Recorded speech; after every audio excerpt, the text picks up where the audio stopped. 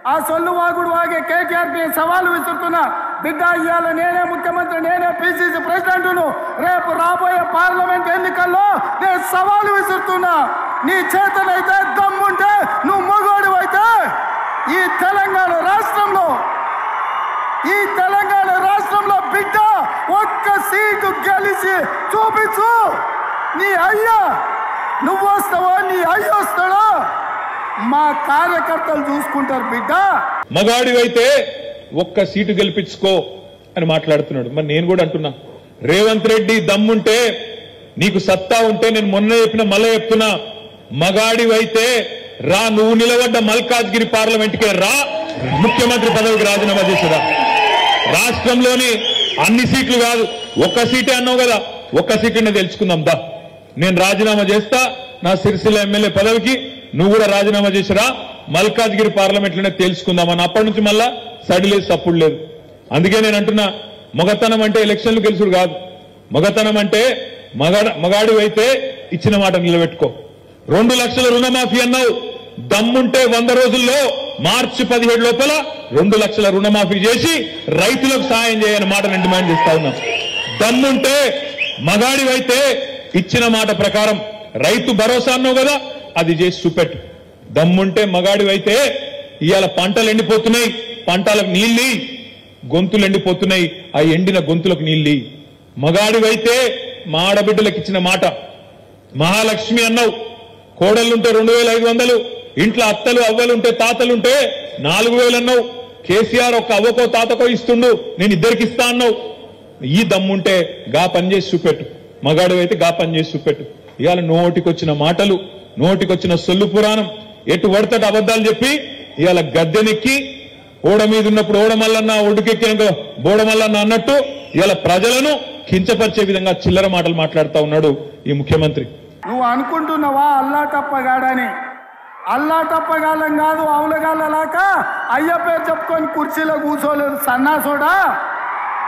కింది నుంచి కార్యకర్తగా కష్టపడి జెండాలు మోసి లాఠీ దెబ్బలు తిని నీ అక్రమ కేసులు ఎదుర్కొని చెర్లపల్లి చెంచల్గూడ జైల్లో మగ్గినా భయపడకుండా లొంగిపోకుండా నిటారుగా నిలబడి నిన్ను, నీ అయ్యను, నీ బావను బొందబెట్టి ఇవాళ కుర్చీలో కూర్చున్నాం.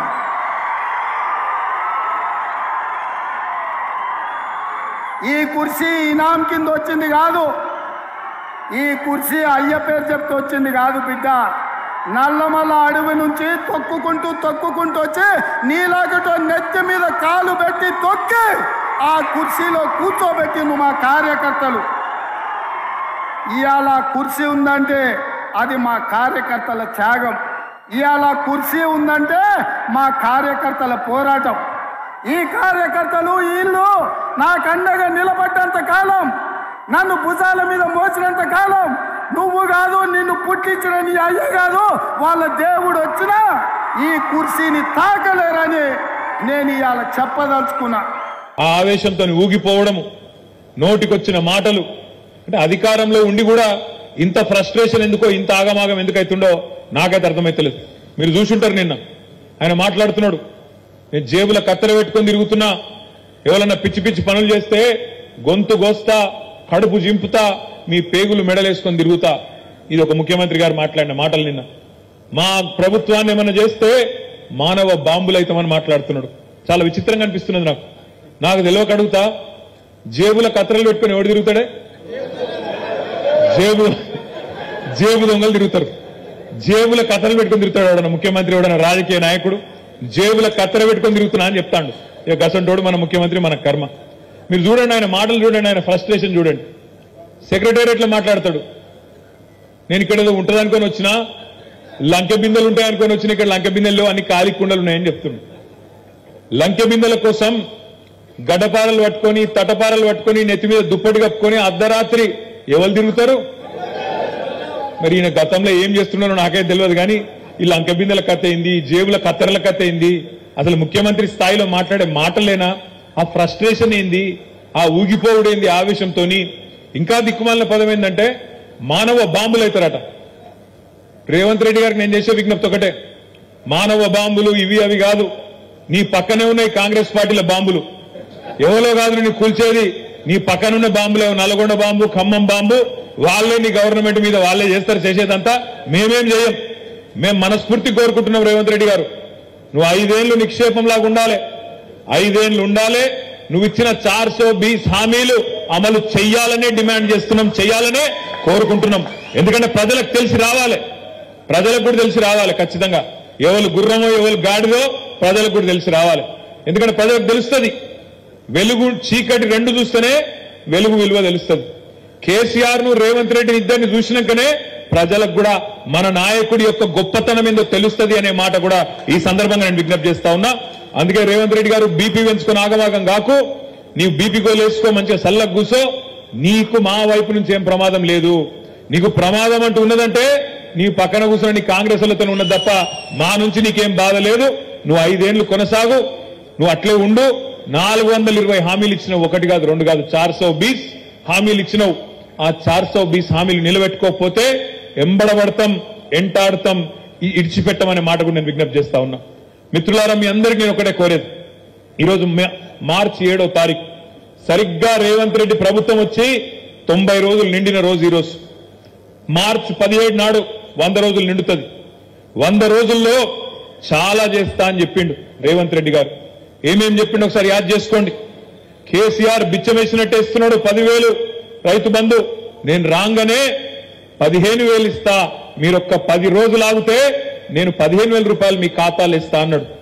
రైతు బంధు కాదు, రైతు భరోసా అన్నాడు. వచ్చిందా భరోసా?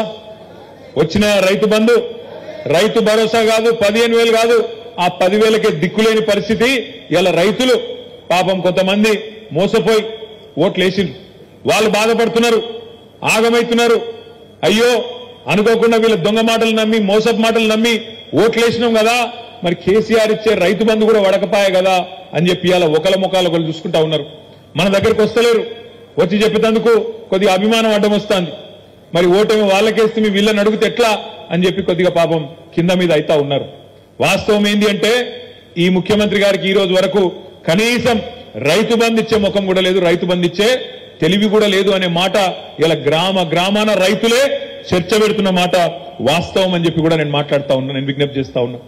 అదే విధంగా ఇంకొక మాట అన్నాడు రేవంత్ రెడ్డి గారు, మీరెవ్వరైనా సరే రాష్ట్రంలో ఉండే రైతులు ఆలోచించకండి, ఇప్పటిదాకా లోన్ తీసుకోకపోతే ఉరుకున్రి, బ్యాంకుకు వన్రి, జల్దీ వన్రి, పోయి తెచ్చుకోండి, 2 లక్షలు తెచ్చుకోండి, నేను వస్తున్నా డిసెంబర్ 9 నాడు సంతకం పెడతా, 2 లక్షల రుణం మాఫీ చేస్తా అన్నాడు. మరి అలా మనం ఏమడుగుతున్నాం? తిడుతున్నాం ఆయననేమన్నా? అంత ఫ్రస్ట్రేషన్ ఎందుకు, అంత బాధ ఎందుకు, అంత గొంతు దించుకునేందుకు? అడుగుతున్నాం, యాద్ చేస్తున్నాం. ఏమంటున్నాం? అయ్యా మరి డిసెంబర్ 9 అన్నావు, డిసెంబర్ 9 వాయే, జనవరి 9 వాయే, ఫిబ్రవరి 9 వాయే, మార్చి 9 ఎల్లుండి రానే వట్టే, మరి ఎప్పుడు ఇస్తావా 2 లక్షల రుణమాఫీ అంటే అది చేసే తెలివి లేదు. ఇప్పుడు ఆపరేషన్ లేకుండానే మోకాళ్లకు ప్లాస్మా ట్రీట్మెంట్, మీ ఆర్థోపెటిక్ సమస్యలన్నిటికీ రోబోటిక్ టెక్నాలజీ ద్వారా తక్కువ ఖర్చుతో శాశ్వత పరిష్కారం, ఫ్రీ కన్సల్టేషన్, ప్రతి ట్రీట్మెంట్ పై 20% డిస్కౌంట్. ఈ ఆఫర్ కొద్ది రోజులు మాత్రమే, త్వరపడండి. V9 hospitals 9281465842.